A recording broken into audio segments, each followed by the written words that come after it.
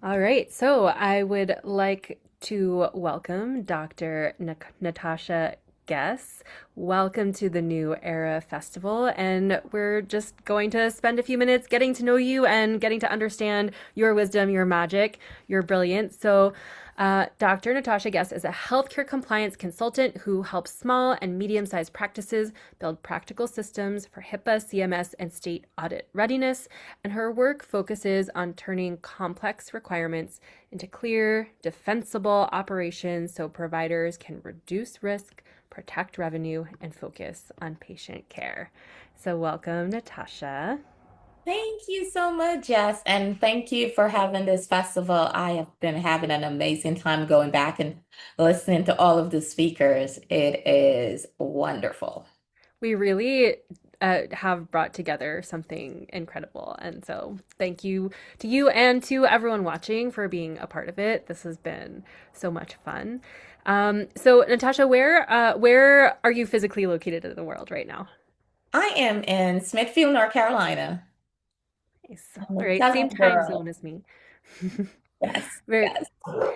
And so, how long have you been running your own business? So I actually created my business in May of last year, and I just launched in October. So it is fairly new.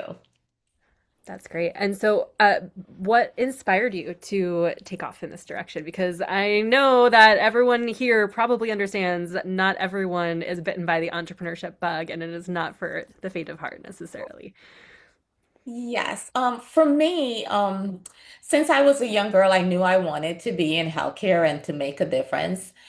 I'm originally from Guyana, South America. It is a small third world country. And a lot of times growing up, there were many deaths and illnesses that could have been prevented if there were actual healthcare companies that focused on patient care and even the government. Sad to say, but corruption is everywhere, and the government at that time focused more on taking for themselves versus using that for the people that elected them. So, from that point in my life, seeing so many deaths and so many illnesses that could have been treated, I knew I wanted to be in healthcare. And when I originally started, I went to school for nursing. But I am the type of person, if my dog pukes, sorry, I know that's gross. I will puke too. So no way could I become a nurse. I applaud all of the nurses. They are amazing, but I could not do it. So from that point, I love to learn about the laws and regulations and rules and ethics and integrity. So it was very good for me to move from that personal care side of healthcare to the business side of healthcare. You asked me anything about the laws, I'm in love with them. So it was the right option for me. And I've worked in healthcare for over 10 plus years, and I've worked in big corporations. I still work in a big corporation now. And what I found is that they have the compliance department to handle all of their regulations and the rules and CMS and IPA and everything else. Small practitioners, they do not have the resources or even the time because some of them are actually they're wearing multiple hats on a daily basis. And I knew that I wanted to focus in on the small and medium-sized teams so that way they can focus on their patients while I'm taking all of that boring regulations and compliance stuff off of their plate. And the way I explain it, because many people ask me that question, is I have a grandma, and if she goes to her doctor, I want him to be focused on her care, ensuring that she's healthy. And if a doctor is focused on, okay, I have an audit finding, I have to pay for that fine, I have to implement a cap or anything of the sort, then he's not focusing on his patients. He is focusing on everything else that's going on. So if I can take that part away and help in that aspect, then, I feel like healthcare is going to be a little better for patient care. And that's what matters, the patients. Yes. So that's how I ended up on the compliance side of things.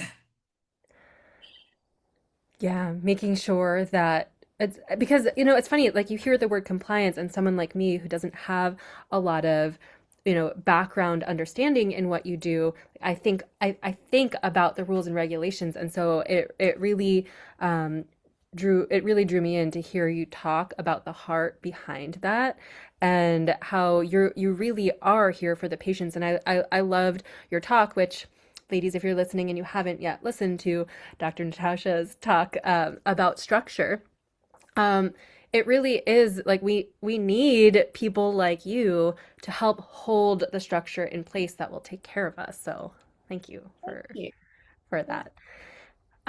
So I know, we talked a little bit about how the people you work with, there might be some overlap with the women in this group, though it might not be the whole audience. So while your talk that you gave is something that I think everyone could benefit for, would you just tell us a little bit about who specifically you love to work with and would love to connect with if anyone is listening who fits into your niche? Sure. So I work with any type of small or medium-sized healthcare practice or practitioners, and that can be anywhere from a PCP to doula centers, Burton centers, um, PT or OT specialists, as well as dentists, any type of optometrists, and home care, any type of small practitioners that you can think of, I work with them. And that can be anywhere in the 50 US states. So is there something in particular that you stand for that you want to make sure the people or in this group specifically the women leading these organizations or representing these organizations, anything you would like them to know that they don't tend to think about? Yes, I know a lot of small and medium-sized practitioners, they do focus on their patient. And compliance is one thing that falls through the cracks a lot. But with every business, compliance should be the first part of it. You have your compliance, then you have your business operations. You have to put your compliance in place so that everything else works properly. Because if you do not, especially with OIG fines and OCR, OCR fines as well for HIPAA. If these things are not in place, then you're more at risk to lose revenue. And in doing so, because as we know, everything is out in the news. Every time there is a fine or a settlement or anything, OCR or OIG posts this to the news channel, and that goes your reputation as well. So, in order to protect yourself, your practice, and to ensure that your patients are protected, why not have compliance as the first thing you do? I know it sounds pretty boring, even though I love it. It sounds pretty boring, and you know, providers are wearing multiple hats. But compliance is one thing that ensures that you are defensible if there's ever an audit. And I know many providers say, well, we've never been audited, and I'm going to wait until we're audited. You want to be ready for an audit, not just wait until a problem comes up and then you try to solve it. At that point, you do not have many options because that's when you're going to lose money and you may just lose some patients from that. So it's about following the rules, protecting your revenue, protecting your practice, and protecting your patients. Yes. Yeah, and I think that a lot of that really aligns with what we're talking about when we talk about the new era, because we're not just building on an idea, right? We're building something new. We're building a new way of being, and what that is, every woman represents a different aspect of that, but we're building a new solid foundation. And so I really love the support that you bring to businesses in making sure that they have the solid foundation. In your talk about the structure being the safety, it really does feel like that to me. That you are ensuring that women growing a bit. I know you don't specifically work with women, but we're speaking to women right now. That women growing a business have that safety so that they can put their magic out into the world. That's correct. Yes. Having that safety as well as, having those supportive barriers, that helps a lot when you're growing your business.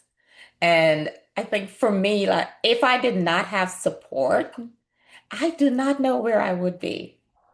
I I do not know, but I have so much support around me that it helps as I grow. Yes. Yeah. And it really does equate to that that's well, how would you connect the concept of support and structure in business? Well, in business, when you think about structure, to me, you're thinking about all of the parts that actually ensures that your business is prospering. Whether it's from, you know, how to put it, from your maintenance crew to the CEO. These are all structures, it's employee structures, but it's still part of the structure of a business. So if you think about that, you have to look at your employees, even the maintenance people, they are helping you as you grow. Because if you did not have that employee, then who would be doing all of the maintenance so you can focus on everything else that the business entails? So I think for structure, it's every time you grow, you're adding something to it. But when you do so, you have to ensure that you have the support tied in or connected to it to help. Because if you do not, it's all going to fall to pieces. And it's the same thing, like I said, but you being the only person knowing the answers for something, then if you step away, what's going to happen to that business? If no one else knows how to answer a question, or no one else has the playbook for how something works, then you walk away just for a day or two and your business is going to collapse. It might not be gone completely, but it will definitely collapse. So support and structure, it goes hand in hand as far as I see. Yes. Yeah, and I think that's something that most, if not all, women in this group can relate to, especially those of us who are running a business on our own. I know that when I went on maternity leave, my business was on hiatus, and um, I I really give us a lot to think about in terms of setting up the structures so that ideally our businesses can run without us. Yes. That is the goal. Yes. And I found because of working for corporations, in my job, we have a backup. That is support right there. So when we go on vacation, nothing is falling through the cracks. I have a backup, and they can handle the stuff when I'm away, and vice versa. So support always matter. Absolutely. So, is there anything else that you would like to make sure that our listeners know about you or about your work or about themselves? About themselves. Okay. So I always like to talk about a concept that deals with the difference between knowing the rules and making them defensible or being defensible. And within my space in compliance, I know that a lot of practices may know the rules, for example, HIPAA, and they know what CMS expects in theory. However, when someone asks them to break something down, they're not able to clearly define it and show calmly how these expectations really work in their day-to-day operations.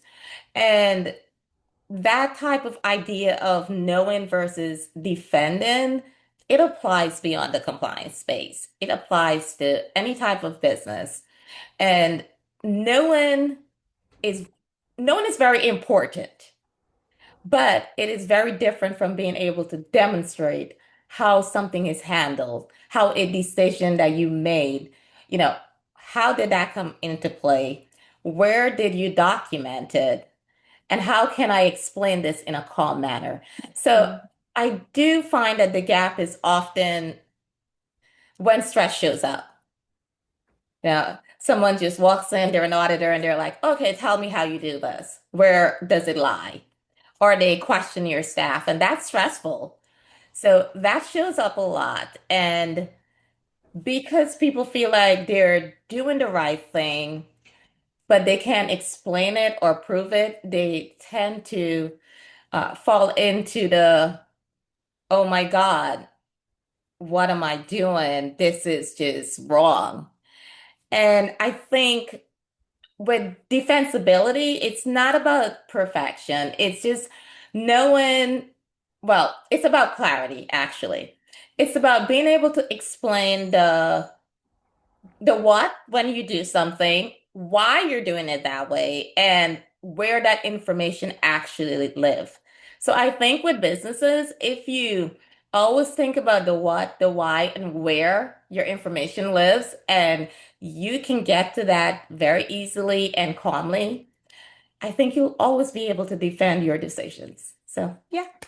Yeah, I mean that feels like universal guidance to Yeah. me, for your small healthcare teams and for anyone growing a business. And it's interesting, the word defensible. I know that's like a lingo in what you do, and it makes me feel like being on the defensive, but when you describe it, it's not fully what it's about, right? It sounds to me, and you can, correct me if I'm getting this wrong, but it sounds to me like it's really about not just having the knowledge, but being so steady and clear in your knowledge that you can show up and demonstrate not just the Yes. knowledge, but the value and the meaning of the knowledge to anyone who needs that or requires that information. And so it shifts from being on the defensive to showing up with who you are, what you know, and with that solid foundation. And what woman growing a business would not want to have that? Yes, that is correct. I find that a lot of people do get on the defensive when I say defensible, but I'm like, no, it's not really being on that defensive all the time. It's just ensuring, like you said, that you have that solid foundation when it comes to someone asking a question. You can calmly tell them, well, hey, this is what I do, this is why I do it, and here is where it lives, so you can see the documentation. Yeah. Yeah. Yeah, and it's almost like the opposite of being on the defensive when you are prepared, when that is your way of operating with that level of depth and knowledge and understanding, and groundedness in your nervous system too, right? Which you referred to, Yes. like when you have that, it actually what you're labeling as being defensible, and I understand that's how you're like Like how your compliance. world works. It's Yes. actually like to a layperson like me, it actually feels more truthfully like the opposite. Okay. In Yes. that there's no need to defend yourself when you have that. Does that make Correct. sense? Yes. It's my compliance brain and defensible. But yes, Yeah, yeah, you're correct. Yes. yeah. My So interesting. something I grew up with all the time, I was always told it's either you fail to prepare or you prepare to fail. And it was basically saying if you prepare yourself, you will not fail. So Mm, why not have that preparation, you yeah, know? yeah. And even though my compliance brain is defensible because that's how we see it when it comes to CMS and OIG and all of these things, you are correct that it's not really defending, it's the opposite of it. Yes. Yeah, beautiful. Well, ladies, if you are resonating with what Dr. Natasha is sharing, I know she said you can just call her Natasha, but Yes. I like highlighting your title of wisdom. Um, then comment what you've got in the chat. Reach out to her, and is there any other way that you would like to ask for people to communicate with you specifically? Oh, you can always DM me at any time, any one of my Facebook names. I have my personal profile, business messenger, anytime. And also, I can share my LinkedIn information if anyone wants to connect. Yes. Amazing. Thank you so much for sharing your wisdom and your light with us. And I'll see you in the festival soon. Thank you so much, Jess. You are amazing. I love it, and I can't wait for the next one. Bye bye. Bye.